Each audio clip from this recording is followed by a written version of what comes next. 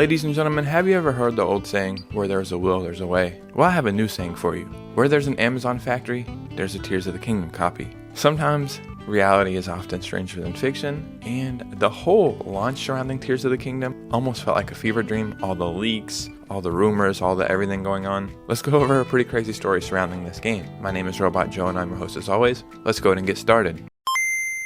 About a week before Tears of the Kingdom launched, I made a video about how stolen copies were selling on a website called Mercari for like $300 a copy. And everybody was curious, how the hell did these games get into people's hands early? Well, we have that answer right here. Two men got jobs at Amazon just to steal copies of Zelda. Holy shit, man, that's dedication. Does all the products come through a certain area, or did they ask to be put where the video games were? Was it just luck? Who knows? A report from Japanese magazine Shuken Banshan says that the lead up to the release of Legend of Zelda Tears of the Kingdom earlier this month, two men in isolated cases, so two different places, got contract jobs at Amazon for the express purpose of getting their hands on a copy of the game early. This news comes courtesy of an unnamed Amazon subcharacter called Mr. A in the story, who had worked in the same warehouse as both men. Mr. A, you are a snitch, but for good reason. The first culprit, a 20-year-old man, was hired around a month before the game's May 12 release date as a delivery worker. Wow, so he was stealing, I guess, deliveries?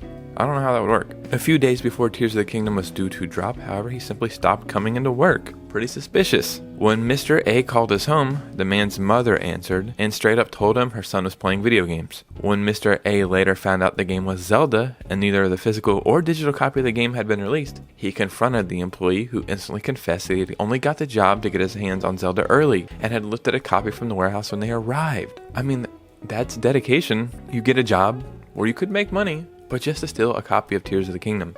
If he was stealing multiple copies for financial gain, I guess this would make more sense, but he wasn't. He's just a dumbass. But let's continue. He returned the game, paid for it, and was fired. Holy shit, dude. The second worker, a 24-year-old man, had slightly different plans. When he too was found to have stopped coming into work just before Tears of the Kingdom's release date, having only just been hired, Mr. A again suspected a Zelda vacation, only this time the perpetrator, who had instantly confessed, had selling a bunch of Zelda-related merchandise, including amiibo and Zelda-themed Pro Controllers with the aim of reselling them on sites like Mercari. So this is in fact, holy shit, this is the guy who was selling stuff on Mercari.